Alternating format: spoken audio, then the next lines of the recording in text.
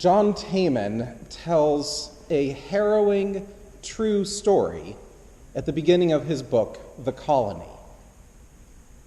At 8 a.m. on Friday, September 26th in 1947, a visiting physician from Honolulu saw his first patient of the day, a 12-year-old boy, at a clinic in St. Louis. The doctor, a dermatologist, took a skin sample from both earlobes of the boy, and the doctor then made a bacteriological examination of the material. For about an hour, the boy and his father sat in the waiting room. And finally, the doctor came back and gave the boy and his father the diagnosis: leprosy. By Monday morning, the boy was placed on a train across the country, exiled to a faraway land, where by law, he would never again be allowed to come into contact with his family or anyone from the outside world. The boy was on his way to the Kalaupapa Peninsula on the Hawaiian island of Molokai. Beginning in 1866 and continuing for 103 years until this law was repealed in 1969, the story of that boy was repeated 8,000 times as boys and girls, men and women, from every corner of our nation and our territories were exiled to the United States Leprosarium in Kalaupapa. Kalaupapa was a natural prison.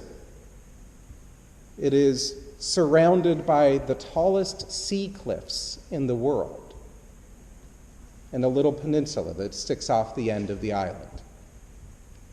It was a land of dichotomy. It is the most beautiful place in Hawaii, which is kind of saying something. Pristine waters, abundant sea life, a perfect beach, stunning sunsets. But for those banished there, it was also hell on earth. We banished people to this beautiful hell for 3 medical reasons. One was that isolation was the only way to control this disease. 2 was that leprosy was rampantly contagious. And 3, that everyone banished there actually had been diagnosed correctly. All 3 were wrong. Today, this disease is called Hansen's disease, named after the Norwegian scientist who discovered the bacteria that causes it. We know that it's not highly contagious. 95% of all people are naturally immune to this bacteria. And even those who are not immune, only 1 in 100 who get the bacteria will ever have symptoms. And we know that it's highly preventable. Hand washing and simple hygiene pretty well prevents any form of transmission. And since 1938, it's been cured with simple sulfa antibiotics.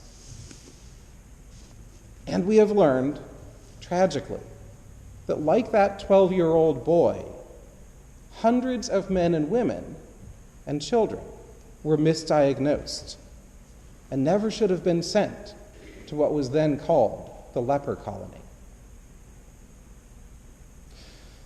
But the decision to banish people to this beautiful hell wasn't only based off the flawed medical knowledge of the 19th and 20th century.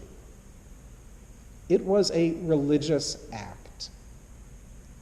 Leprosy, more than any other disease, has always been tied to religion. It is the dread biblical disease. We read in Leviticus that, quote, "The person who has the leprous disease shall wear torn clothes and let the hair of his head be disheveled, and he'll cover his upper lip and cry out, 'Unclean, unclean!' He shall remain unclean as long as he has the disease. He is unclean. He shall live alone. His dwelling shall be outside of the camp. The Hebrew word translated here as leprosy really just means wounded skin. Wounded skin.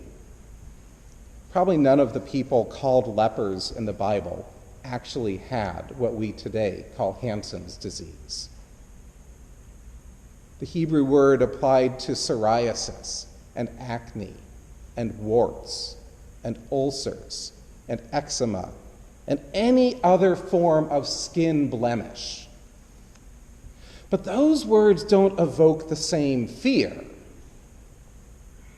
So most biblical translations have stuck with leprosy to convey this feeling of fear of the people and the stories of those who were then exiled by their religion for the wounds of their bodies.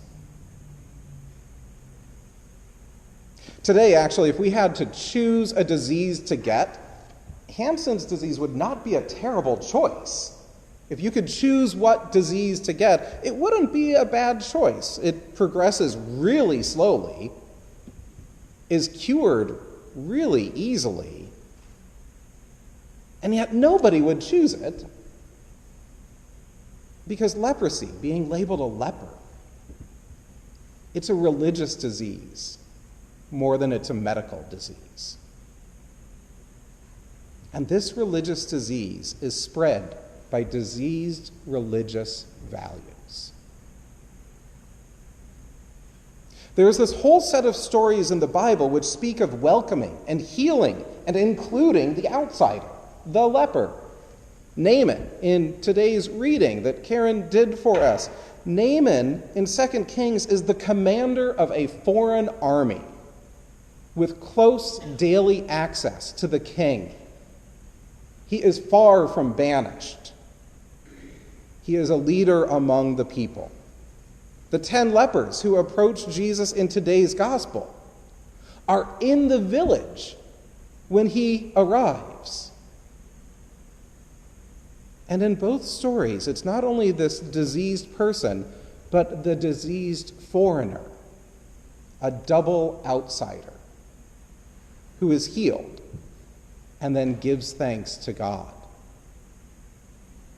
So yes, the Bible says that the person with leprosy is unclean and is to dwell outside the camp, but to stop there is a sick religion.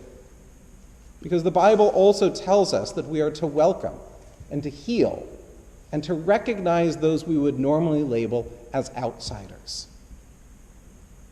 And when we do that, we bring health and life to them and health and life to the church.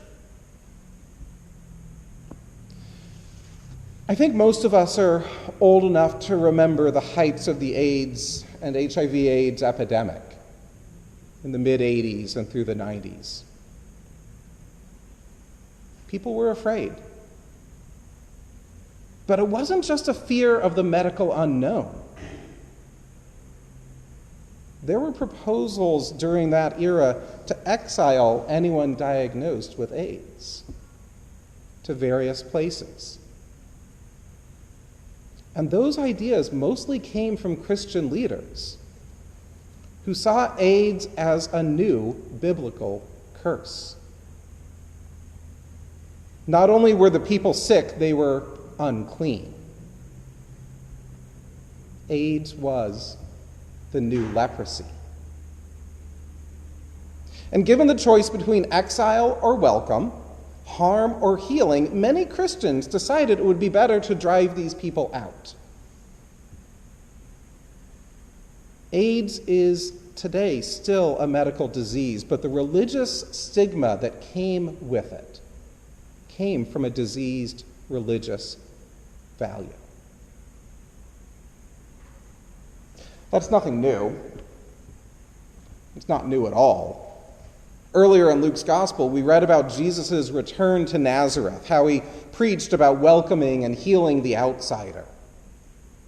He said to the people of Nazareth, quote, "There were many lepers in Israel in the time of prophet Elijah, and none of them was cleansed except Naaman, the Syrian." A foreign leper a double outsider, was worthy of their inclusion and God's healing, Jesus said to the people of Nazareth. Remember how that worked out for him? They tried to drive him off a cliff. They tried to execute him. It is easier to judge and to exile people and to deem them medically dangerous, religiously unclean, socially unwanted, than it is to confront fears and welcome them with God's love. Yet over and over, the Bible tells us that when we welcome the foreigner, when we welcome those we have been told are unclean, these supposedly dangerous lepers are healed from what turned out to be a social and religious disease. And as a bonus, the diseases of hatred and intolerance, which metastasize in Christianity, are also cured as we welcome the outsider.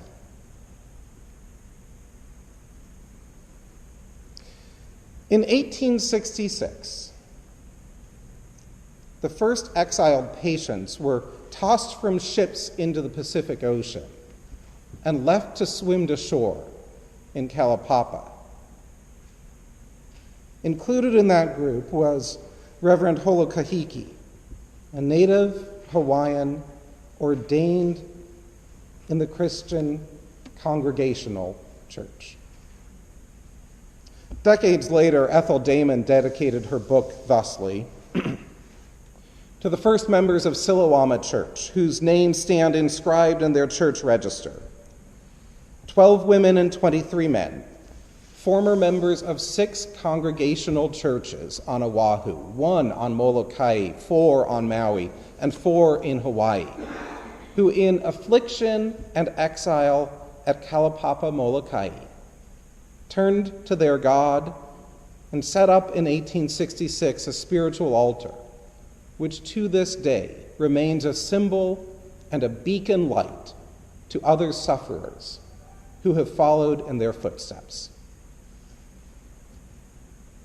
10 years later, Father Damien, recently sainted by the Catholic Church, and Sister Marianne arrived and formed St. Philomena Roman Catholic Parish. Reverend Holokahiki and Father Damien, with their congregations, worked together to welcome all the people who had been kicked out everywhere else. This welcoming and inclusive vision of the church was their founding vision. And it was health and healing for the church itself. Today, their churches, Silawama United Church of Christ, named after the healing spring where Jesus cured the blind man, and its sister church, Kanana Ho, New Canaan United Church of Christ, as well as St. Philomena Parish, still gather to worship and to welcome. There are a few patients left in Kalaupapa. They're free to leave, but they've chosen to stay. They stay because it's been their home for more than 60 years. They stay because it really is stunningly beautiful. But really they stay because, having been banished, exiled, kicked out, set aside, Kalaupapa is where the church loved them, embraced them, and freed them from the diseased religion which had exiled them in the first place. They stay because this is where they found God's love. And the Pacific blue waves touch the soft golden sand, and the voice of Jesus says, "Your faith has made you well." Amen.